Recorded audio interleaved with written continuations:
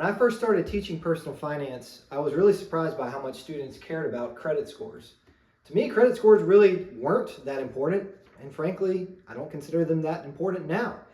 If you're doing everything correctly, such as paying off your debt on time, not being late with your payments, doing the normal types of things that you should be doing, your credit score is going to be adequately high. So when I first started teaching this class, I actually didn't even cover credit scores. But people cared about them so much that I decided to incorporate it, and I'm going to talk about it today.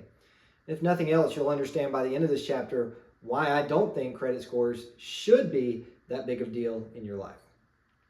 So what is a credit score? What does it mean? Well, imagine you're getting a loan, okay? Let's say you're getting a mortgage. A mortgage is just a loan to borrow money to buy a house. Well, if you're taking out a mortgage, there's a lot of things that the lender, the bank most likely, cares about. They would care about your income, your debt history, your assets, your job situation. We could go on and on and on, right? And by the way, income and job situation could be very different. Your income is how much you earn in a year. You could earn in many different ways, right? You could earn self-employed, you could be earning from investments, or you could be in a job for 10 years versus 10 days. Those things can be very different. What a lot of people mistakenly believe is that a credit score looks at all the things related to attaining a loan, when in reality, it's mostly just focused on what's happened with debt in your past. Okay, so credit score doesn't look at things like your income, your assets, your job situation, because the lender already has access to these things and the credit bureaus don't. The credit agencies, those that provide the credit score, they don't really know about your job history or your stock market accounts or anything like that. But the banks are able to get that information from you when you apply for a loan. All a credit score does is fill in some of the gaps. Namely, you, the borrower, and the bank don't necessarily know a lot about your credit history. And if you do know a lot about your credit history, maybe you don't want to tell the bank about it. So the bank wants some sort of objective measure of your ability to repay loans, and that's what a credit score really is. A credit score is a numerical representation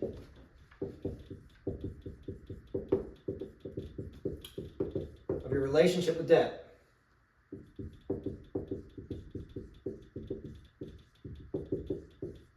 Again, it doesn't directly consider things like your assets or your income. Now, those things might impact your credit score because if your income is higher, maybe you're less likely to miss payments, but it's not included in that score. So I often see online tons of people that are very confused about their credit score because they'll say something like, I got a raise at my job. Why didn't my credit score go up? The answer is simple. It's because it's not included in your credit score. It's not relevant. But when you go to get a loan, you'll have an easier time getting a loan if you have a higher income. Okay? So when it comes to your credit score, the FICO score is the industry leader. FICO is the name of this industry or organization, really, an entity. FICO used to stand for something, it doesn't anymore, so it's a company, okay? The FICO score, which we have some idea how it works, but we don't fully understand, meaning I'm going to try to tell you what's in a FICO score, but there's a little bit of magic in there that we normal people don't know. It's a proprietary formula. FICO knows how a credit score is recorded. Well, I don't exactly know how it's recorded. I just have a decent idea, okay? So FICO created this idea of a credit score, and today there are 3 agencies that calculate a credit score. And those are Experian, Equifax, and TransUnion. So these are 3 different agencies that put out credit scores. Now, why these scores are different is not really all that important, but it's important to recognize that they are. Because if you go into your Experian score and find that it is a lot lower than your TransUnion score, there may be ways to use that information. For example, imagine you find out your TransUnion score is indeed a lot higher than your Experian score. Then when you're getting a mortgage, you can try to target banks that you know use a TransUnion score, okay? So that's one reason why you might care about these 3 agencies. In all three cases, you can get your credit score checked for free. It's something like once every week or once every month you can check it. There's really no reason to check it a lot, but it's not a bad idea to check it every so often just to make sure there's nothing weird going on with your accounts. Okay, so you have 3 different credit scores. You can go online right now and find out what your credit score is. And if you're a college student, there's a wide range of possibilities regarding your credit score. What you might find is that you have no credit score at all. In a lot of ways, that's the easiest problem to fix. Credit invisible means you have no score. When my wife and I bought our first home, we went to the bank to try to get out a loan, and they said, we can't give you one, or at least we couldn't give my wife a loan because she has no credit score. She was credit invisible. This is not saying she has a credit score of 0, not saying she has a bad credit score. It's just that she doesn't have one at all. And the reason for that is she did not have any current debt record. She had a credit card in the past, but she decided to cancel it. She'd had a student loan in the past, but she had paid off all the debt on that loan. So at that moment in time, she had no debt, and thus there was nothing for the credit agencies to grab and look at. There was no data to find. So she was credit invisible. The easiest way to fix this problem, if you want to become credit visible, is to get a $0 annual fee credit card. Find a credit card that doesn't have any annual fee, and you can get it and then maybe use it, maybe not. But regardless, at least at that moment, you will be starting your new credit history, okay? So that's a pretty easy problem to fix. Just get a credit card. You don't even have to use it. You just need some track record that shows that you've been using your debt, that you have some sort of debt record. Otherwise, there's a range of scores you might have. 850 is the highest. This is a rating system that I found online that is on the website, freefinancebook.com, chapter 19. It's not a perfect record or anything, but it's just one of many general guidelines of how to categorize credit scores.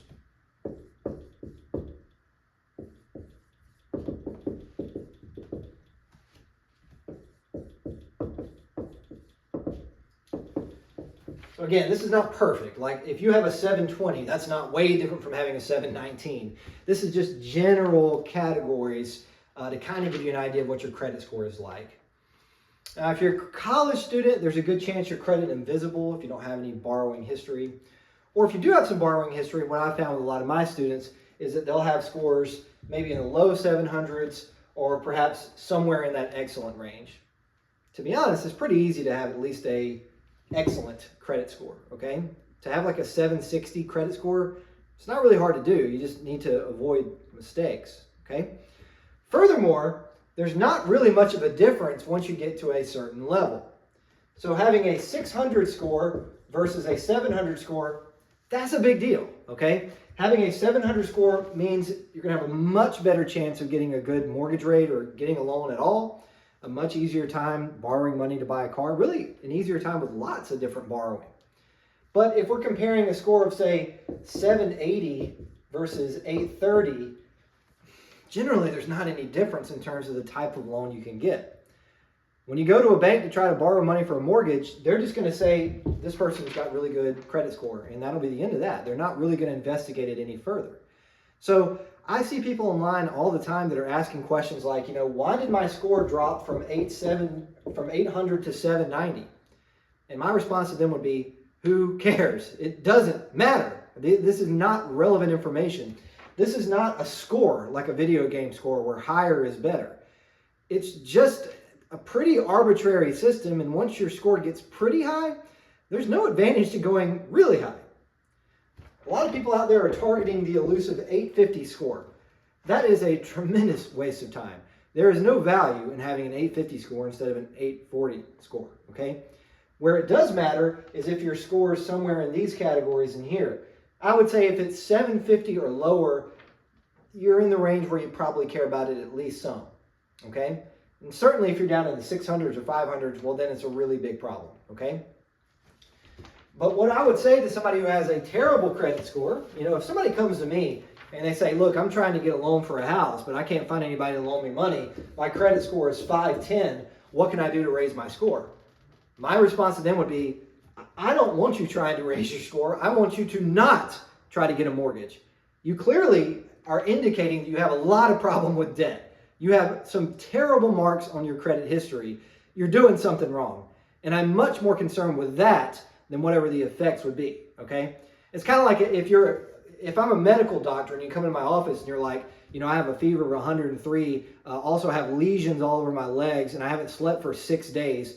My mouth feels a little dry. Can you explain to me how I can fix the dryness in my mouth? I'd be like, that's the least of my problems, right? I'm much more concerned with all of the other details, okay? So this is a symptom of everything you've been doing in your life. And if your score is really low like this, I don't really care about this score because you shouldn't be borrowing money anyway. And if your score is an 810 and you say, well, how can I raise my score? At this point, there's no value in raising your score. So this is all to say, credit scores aren't really that important because as long as you avoid the really dumb mistakes, like just forgetting to make payments, having massive debts and never paying it off, declaring bankruptcy, as long as you're avoiding those huge mistakes, your credit score is generally going to be good enough anyway. And if it's good enough, there's no advantage to raising it any further. If your credit score is really low like this, I really don't want you doing a lot of borrowing anyway. So I don't so much care about that score. So you can see why, to me, it's not really that important. Now, for some people, it can be, right? If you have one blemish on your credit score because you missed a couple of payments a year ago, and it was just a common mistake, and your score is now a 685, yeah, I could see why you're trying to raise that up and why you'd be concerned with it. But as long as you do things right, this is not going to be a problem for you.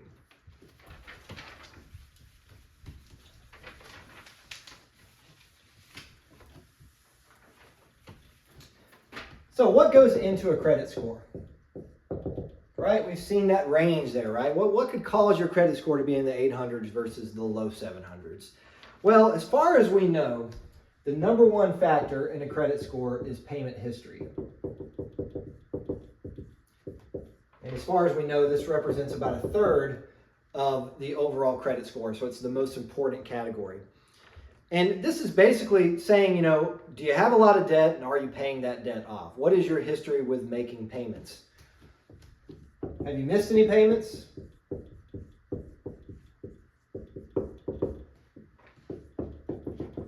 And do you have a lot of payments? A lot of these categories I put up here, they kind of overlap. But the payment history is basically saying, of the debt that you have you been making your payments in full?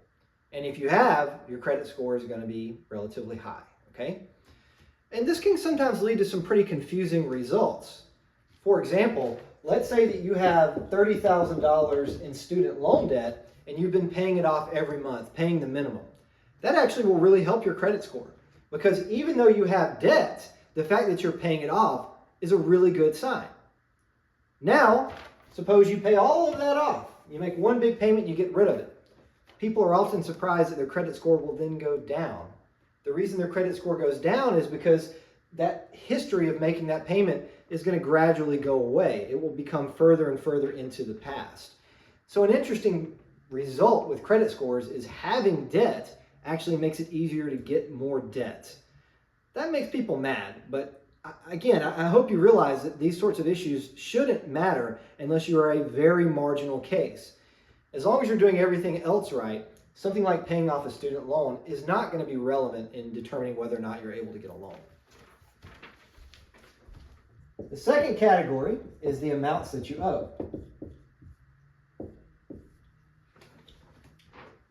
And we think this is about 30% of your debt. So you can see the majority of your credit score comes from these two categories. Generally, more is better. And there may be a limit to that. Again, we don't know exactly how a credit score is calculated. So this is a bit of a guess. But it appears that more debt is generally better. Okay, so somebody who has $200,000 in debt versus somebody who has $20,000 in debt, if both of them are always making their payments in full, the person with more debt is actually deemed to be a better borrower. Okay, again, that might seem a little counterintuitive. How could someone with more debt be better to lend to? But remember, we're assuming that everything else is the same. So two people, both of them are always making their payments. The person with lots of debt always making their payment, that's a great customer, okay? So more debt is generally better as long as you're paying it off. And then a second part of this is something that actually you can do something about, your credit utilization rate. And this credit utilization rate looks at what percent of your available borrowing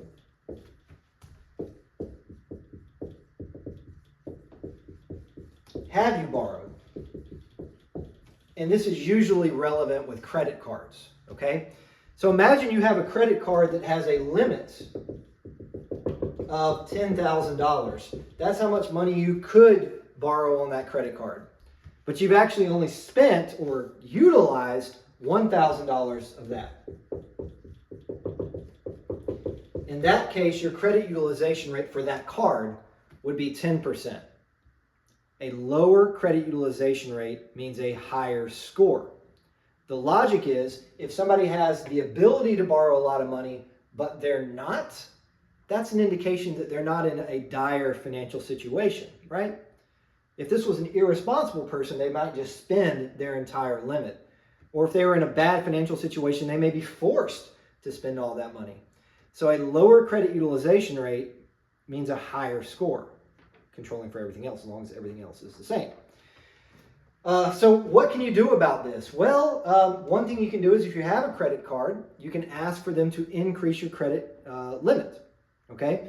Now that might actually hurt your score for a little while, as we'll talk about here in a bit, but in the long run, it will help. Because if your credit limit is $20,000 and you've only spent $1,000, now you have a 5% utilization rate. So even though you're doing the same thing, you're utilizing a smaller percentage of the amount that you could borrow. In the same way, having more credit cards can actually be useful too, because it's not just one card that matters, it's all of them. So if you have 10 cards that all have a $20,000 limit, now you'd have $200,000 in available credit, and you're utilizing a very small percentage of that. So this is something you can actually manipulate, if you will, okay?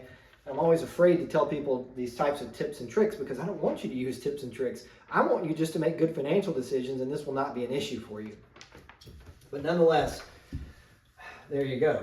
If you need to raise your credit score, the credit utilization rate is one avenue where you might be able to add a few points to your score. Nothing crazy, but a few points. The third category is the duration of your credit history. And this matters not just for your entire history, but also individual aspects of your history. What I mean by that is it's not just how long have you had any debt. Also, if you have specific debt that you've held for a long time, that helps, okay? Longer history is better. But remember, this is controlling for other factors. So I'm not just simply saying that somebody with a lot of debt for a long period of time is always going to have a higher credit score. What I'm saying is, if there are two people who have the same amount of debt and never miss any payments, the person with 20 years of credit history is going to have a higher score than somebody with 10 years of credit history. Why?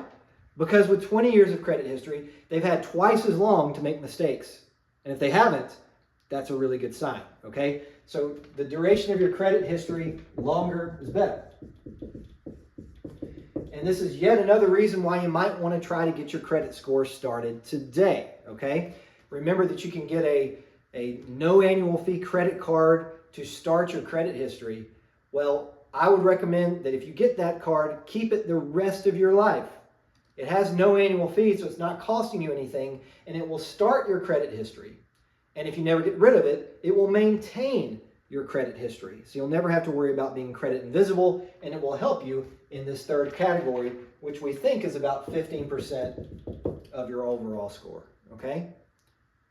By the way, it is easier to have a credit score when you're older, and this is one reason why. A longer credit history is, of course, easier if you're older.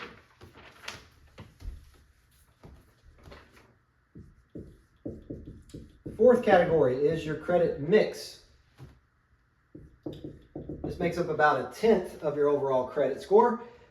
Nothing too complicated here. This is just showing that if you have a variety of debts, that's better than having just one type of debt. So somebody who has a mortgage, a car loan, a student loan, and credit cards, they're generally going to have a higher credit score than somebody who only has credit cards, all else equal. Okay, but remember, this is assuming you're making your payments and everything. If you have a variety of debts and you're not making payments on those, your credit score is going to be terrible. This category is not going to be relevant to you, okay? And then finally, the fifth and final category is new credit, which is basically asking, have you tried to take out a loan in the recent past? You know, have you applied for a new credit card? Have you gone into a bank and asked for a loan? Have you done things that have triggered what's called a hard pull on your account? A hard pull is when an organization like a bank has to go in and search actively for your credit scores based on an inquiry on your part. So if I call up a credit card agency and say, I would like to apply for a credit card, or if I do this online, they will then look up my credit score. That's called a hard pull, and that will drop my credit score a bit. Now, if they do that without me asking, if a credit agency for whatever reason looks me up, you know, my bank looks into my account for something other than my inquiry, then that doesn't matter. That's called a soft pull, okay? For example, you might get something in the mail that says you've already been pre-qualified for a new credit card.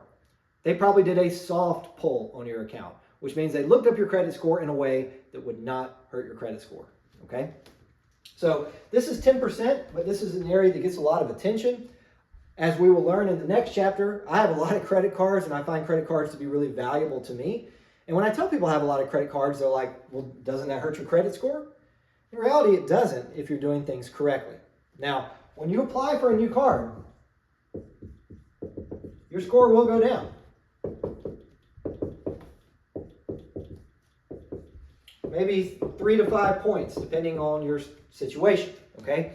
So when I apply for a new credit card, even if I'm denied, my credit score will go down by 3 to 5 points. That being said, this only lasts for 1 year. When you apply for new credits, that ding that happens on your credit score only lasts for 1 year, and then it goes away. So this means credit cards, as it turns out, can be a useful portion of your credit score. All right, think about this. Let's say that I apply today. And I apply today for a card that has a $10,000 limit. That's how much money I can borrow on that card. Now today, my score is going to go down a few points. Nothing I can do about that. And that's an absolutely valid criticism of using credit cards, is when you apply, it does make your score go down a bit. Do I care about that? No, I really don't. Because I'm not planning on buying a new car or a new house with credit in the near future. So I don't really matter. That just is irrelevant to me, okay? But in the long run, this can help me. Because by having that new card, what that could allow me to do is I can reduce my credit utilization rate. And by reducing my credit utilization rate, that's going to help me here. This will give me another avenue to make payments, which could potentially help me there. Depending on who I am, it could help me with category 3 or 4. Basically, it shouldn't hurt, okay? If anything, it should help. Because if nothing else, this is $10,000 added to the available credit that I could be utilizing. And as long as I don't change my behavior, right? As long as I just keep doing the spending I normally do, adding $10,000 in additional limit should help my credit score, okay? So if used properly, credit cards can actually be a tool to improve your credit score. And that goes against a lot of the conventional wisdom out there, which people think credit cards really harm their credit score. They don't have to.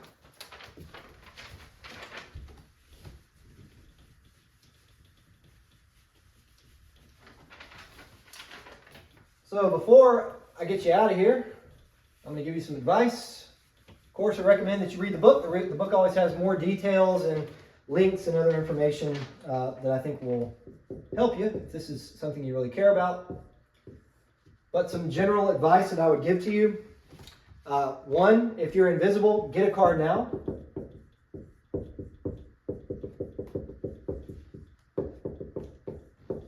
Go ahead and get that card now. And I would say if it's the very first debt that you have on your account, make sure that this card is a no annual fee card. The reason for that is Since it's your first application for credit, you want to keep this card forever because it's establishing your credit history. And remember, the length of your credit history is one of the categories that's included in the the credit score calculation. Okay, so if you want your score to be high, you want your duration to be as long as possible.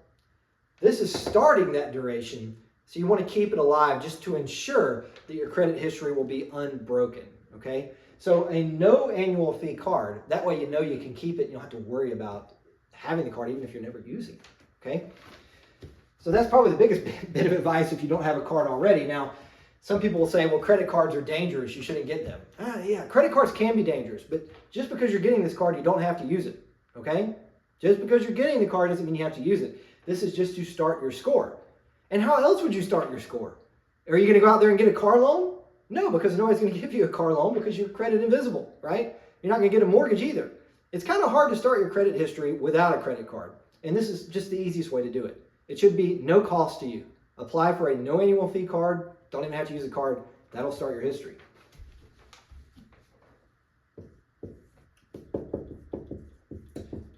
My second tip to you would be that if you are more than 12 months away from significant borrowing, like trying to take out a mortgage or something, it's okay to apply for new cards. And I'm focusing on credit cards because credit cards are where you tend to have the most flexibility, right? People don't take out a student loan because they're trying to help their credit score.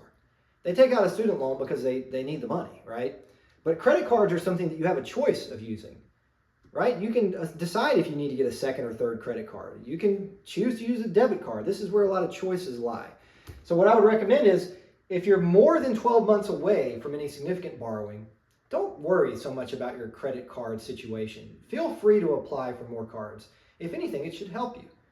And the reason why I say 12 months is remember that when you apply for a card, your score goes down, but that drop in your score goes away after 12 months. So once you get to a point where you're going to know you're about to borrow, then you're going to need to change your behavior. So as a third strategy here, I would say stop applying for cards within that 12-month window.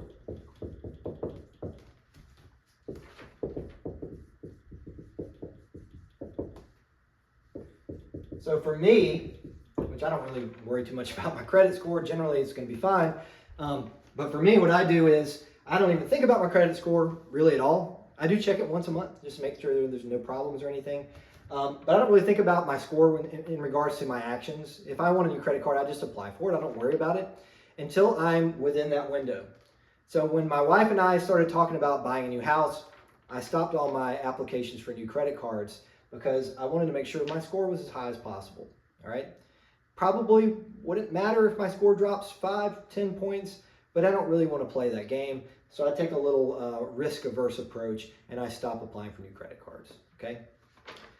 But as my final tip, and this is true not just for credit scores. This is true for all aspects of life. Don't do stupid stuff. Like Dwight Schrute said, Michael Scott gave him great advice. He said, don't be an idiot. And Dwight thinks, would an idiot do this? And if they would, he doesn't do it. That would be my advice to you. When you're borrowing money and stuff, ask yourself, would an idiot do this? And if they would, don't do it, okay? Obviously, I'm joking, but basically recognize when it comes to your credit score, the most important thing is to not do dumb stuff. Don't carry a massive balance on your credit card that you have no way of paying off. Don't miss monthly payments on your car loan. Don't do any of these types of things that would be bad for lots of reasons, right? Missing payments on your car loan is terrible for lots of reasons. Namely, they're going to increase your interest rate potentially if the loan allows for that. They're going to tack on late payments. There's all kinds of negative consequences to that. So you should not be missing payments regardless, okay? And if you don't miss those payments, your credit score will be just fine. So make good choices, don't make any debt mistakes, and come 5 or 10 years from now, you're not going to have to really worry about this anymore. Your credit score will be just fine.